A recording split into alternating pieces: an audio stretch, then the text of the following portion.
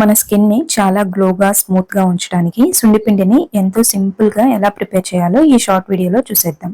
First అయితే పావు KG ఎర్ర కందిపప్పు, పావు కేజీ పెసలు, పావు కేజీ పచ్చిశనగపప్పు అండ్ పావు కేజీ మనం యూజ్ చేసే బియ్యం అండ్ ఒక 80 to 100 గ్రామ్స్ మెంతులు వేసుకొని ఇలా ఒకసారి కలిపేసుకొని 4 నుంచి 5 పసుపు కొమ్ములు కూడా వేయాలి. ఇవి కూడా వేసాక ఇప్పుడు ఒక 8 నుంచి 10 మంచి నాటు ఎర్ర గులాబీలు తీసుకొని ఇలా పెటల్స్ సపరేట్ చేసుకొని వీటన్నిటిని కూడా ఎండలో ఒక 2 days మంచిగా ఎండబెట్టాలన్నమాట. ఎండలో బాగా ఎండాక వీటిని మనం మిక్సీలో గ్రైండ్ చేసుకోవడం కంటే కూడా ఇలా మిల్లో గ్రైండ్ చేస్తే పిండి అనేది చాలా స్మూత్ గా వస్తుంది. చిన్న పిల్లలకి కూడా యూస్ చేయొచ్చు. 1 kg ఇంగ్రీడియంట్స్ కి మనకి 1 kg పిండి వస్తుంది. ఇలా స్టోరేజ్ బాక్సెస్ లో స్టోర్ చేసుకుని ఫ్రిడ్జ్ లో పెట్టుకుంటే ఎన్ని రోజులైనా కూడా పాడవకుండా చక్కగా యూస్ చేసుకోవచ్చు.